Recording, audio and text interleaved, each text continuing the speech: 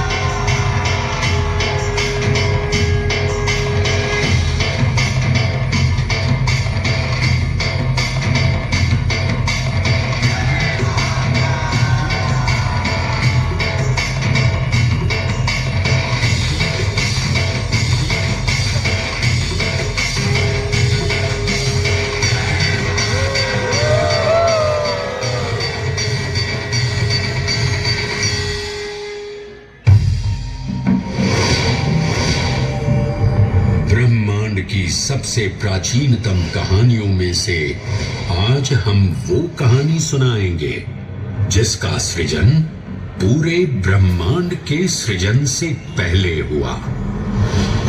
तब न देव थे, न असुर,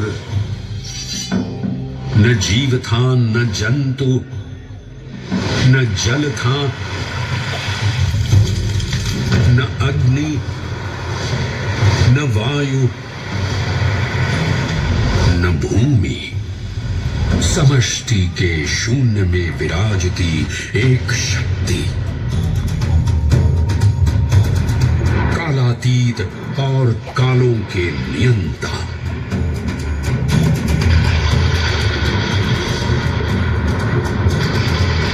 विधाता भी और विध्वंसक भी, अखंड, अचल, अविनाशी।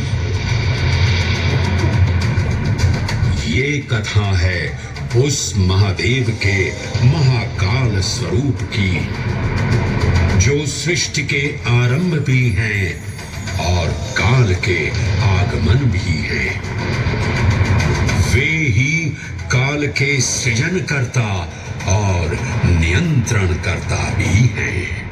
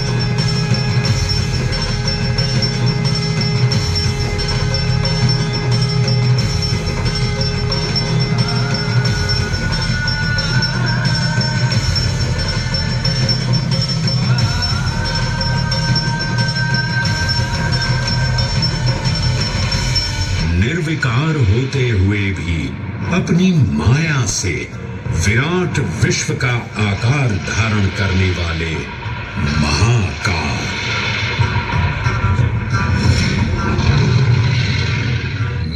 गिरि को धनुष और भगवान विष्णु को बाण बना दैत्यों के 3 पुरों का नाश करने वाले महाकाल।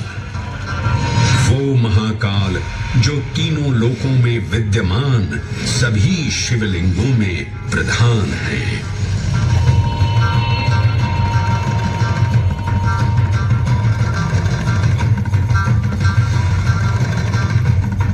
वो महाकाल जिनके त्रिशूल की तीनों नोकों से काम, क्रोध और लोभ पर नियंत्रण होता है, जिनके मस्तिष्क पर चंद्र शीतलता का प्रतीक है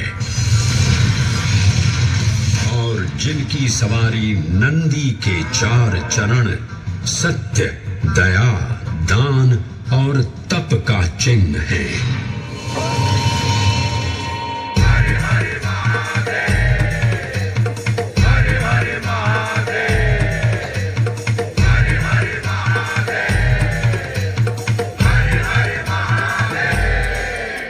न पुण्यं न पापं न सौख्यं न दुःखं न मन्त्रो न तीर्थं नैव मुक्तिर्न मे अच्चिदानन्दरूपः शिवोऽहं शिवोऽहं चिदानन्दरूपः शिवोऽहं शिवोऽहं चिदानन्दरूपः शिवोऽहं शिवोऽहं चिदानन्दरूपः।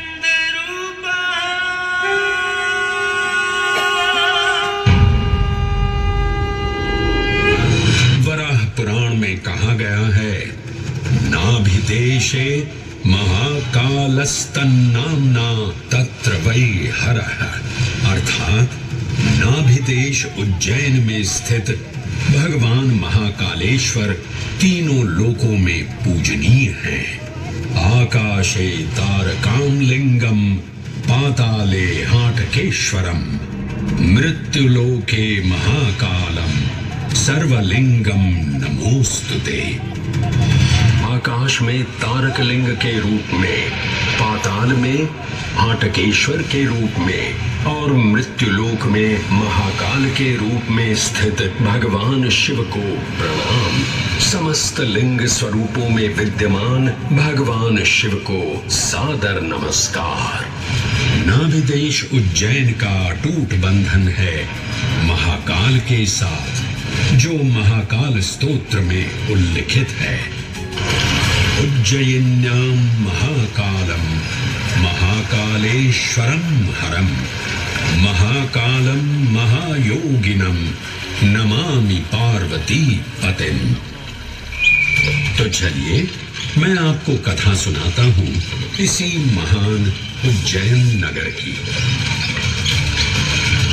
उज्जैन, जिसे संस्कृत साहित्य में अवंतिका, विशाला, कुशस्थली, पद्मावती, कनकश्रृंगा, स्वर्णश्रृंगा, प्रतिकल्पा, कुमुदवती और अमरावती के नाम से पुकारा गया।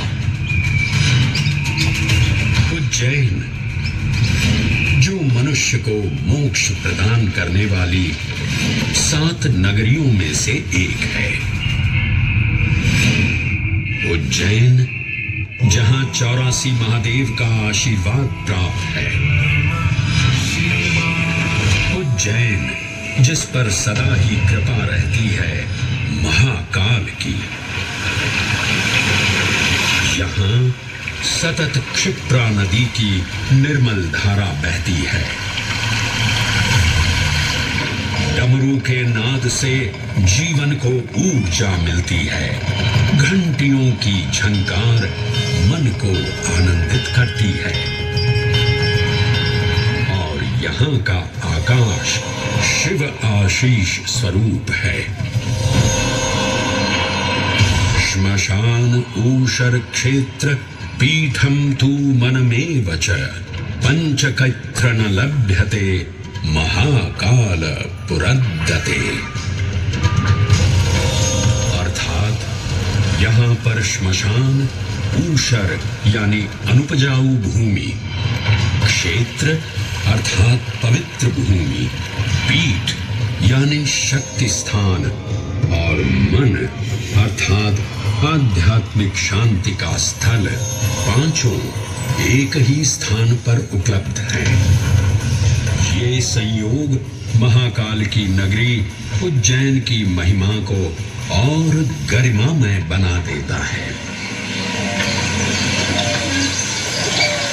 उज्जैन के इस अलौकिक स्वरूप से प्रभावित हो महाकवि कालिदास अपने काव्य मेघदूत में लिखते हैं, हे जलधर, यदि महाकाल के मंदिर में समय से पहले तुम पहुंच जाओ तो तब तक वहां ठहर जाना जब तक सूर्य आंख से ओझल न हो जाए।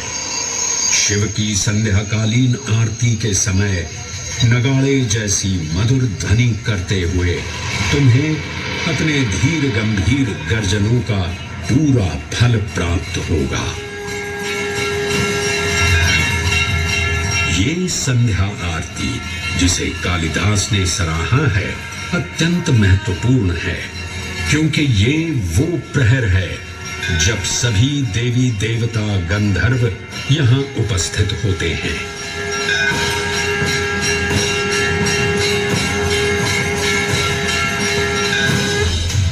उज्जैन की महिमा अद्वितीय है। सतयुग, त्रेता युग, द्वापर युग और कलयुग, हर युग में इसका अप्रतिम महत्व रहा है।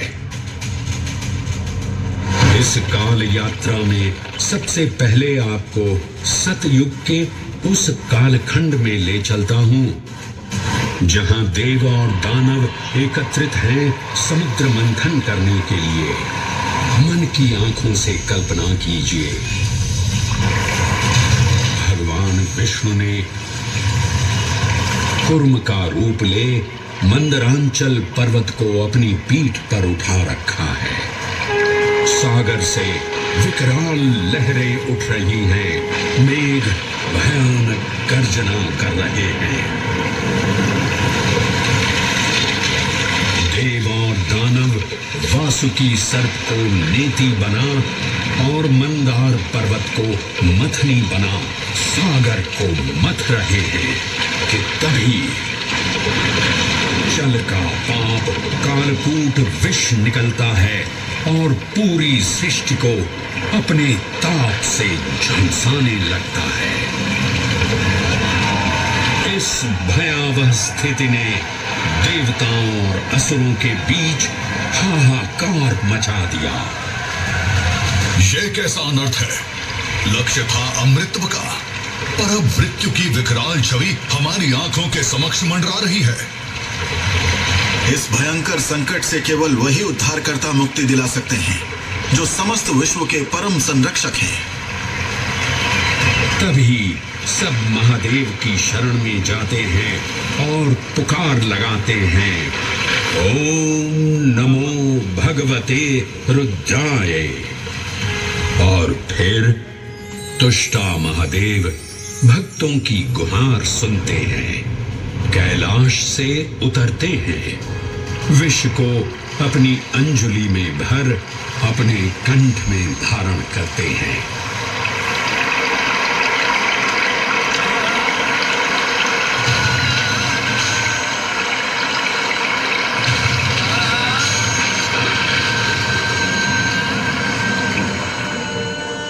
अंततो गत्वा सागर मंथन से अमृत कलश प्रकट होता है।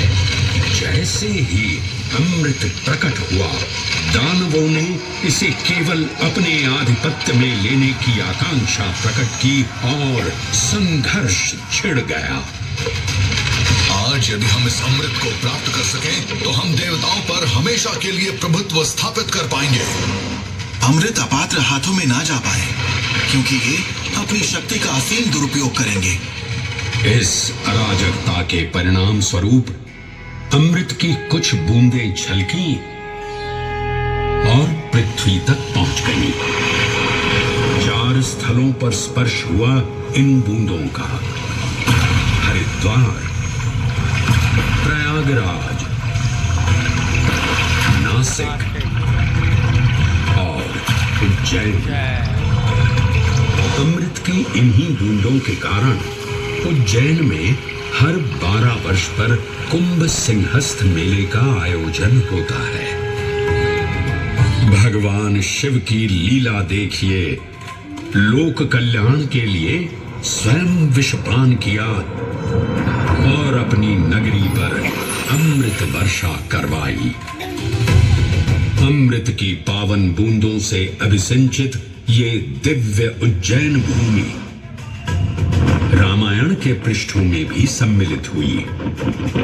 सतयुग के बाद त्रेता युग में माता सीता की खोज में वानर सेना का यहाँ आगमन हुआ।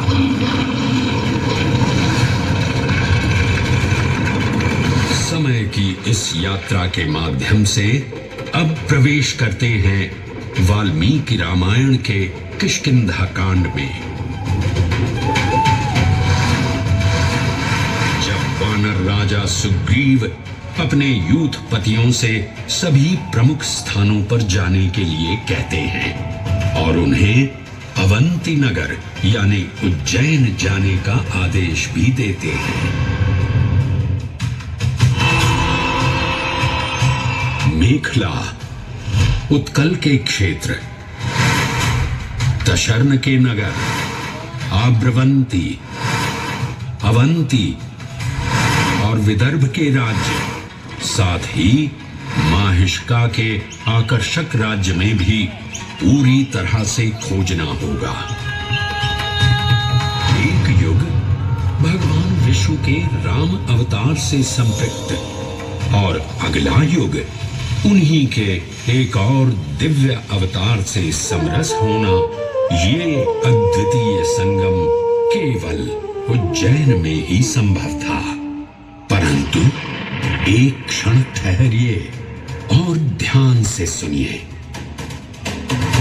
ये हैं महाकाल के 1008 दिव्य नाम।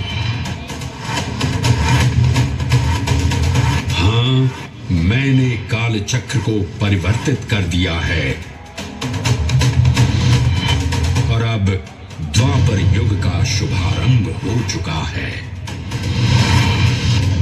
विस्मय पूर्ण हो जाएंगे ये जानकर कि महाकाल के इन नामों को स्वयं भगवान श्री कृष्ण ने रचकर पिरोया था।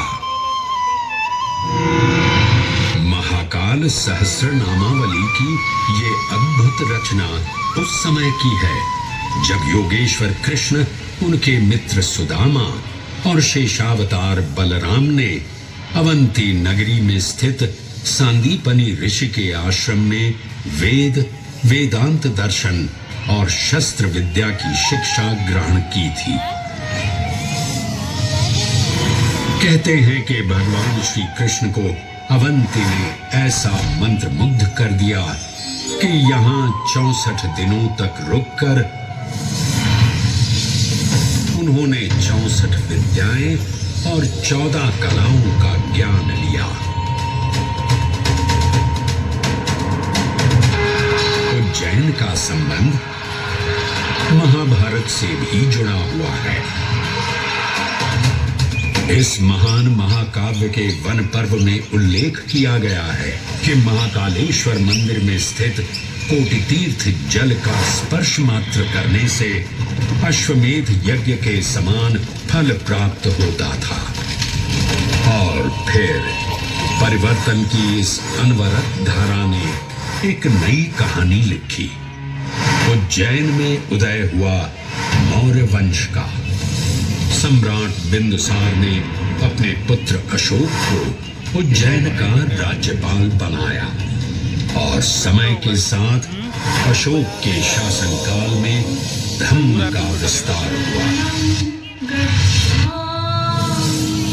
मौर्य वंश के पश्चात विभिन्न राजवंशों, सम्राटों और नरेशों ने उज्जैन की सेवा की। उनमें से प्रमुख मालवा गण और फिर गुप्त वंश ने यहाँ राज कर इसके वैभव में वृद्धि की। उज्जैन ने अपने भव्य तेज से जहाँ महात्माओं और शासकों को आकर्षित किया, वहीं इस नगर पर आतताइयों की दृष्टि भी पड़ी।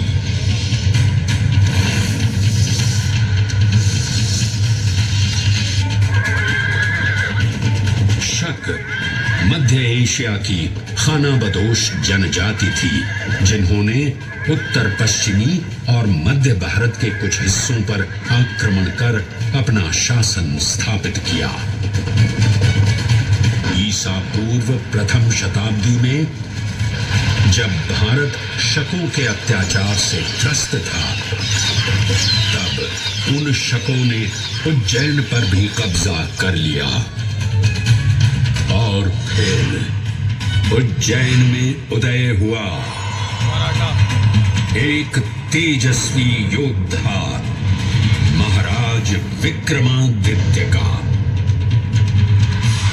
एक तरफ शकों का बल तो दूसरी तरफ विक्रमादित्य का अद्वितीय पराक्रम। विक्रमादित्य की तलवार महादेव के तीसरे नेत्र सी चमकी। प्रचंड युद्ध हुआ। महाकाल की कृपा से शूरवीरों ने शकों को परास्त किया और उज्जैन में गणतांत्रिक शासन स्थापित किया।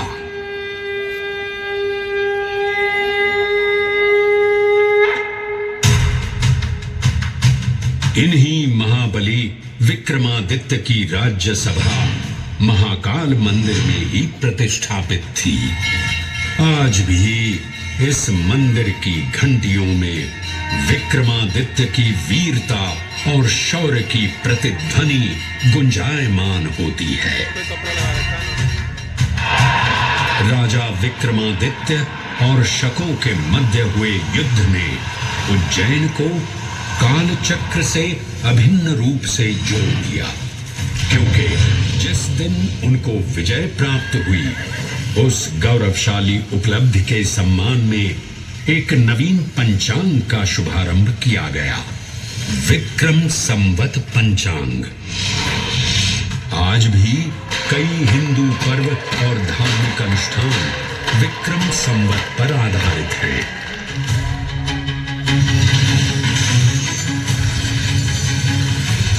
पृथ्वी की भौगोलिक कर्क रेखा इस पावन उज्जैन भूमि से होकर गुजरती है।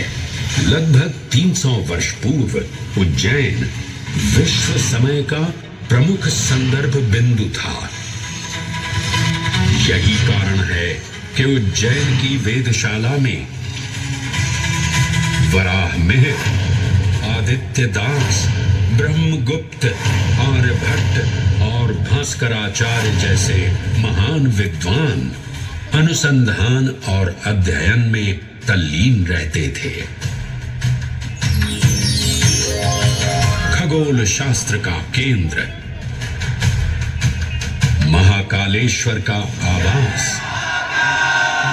जगत गुरु कृष्ण की नगरी, विक्रमादित्य का राज। जयति जय उज्जैनी, वैभवशालिनी नगरी उज्जैन।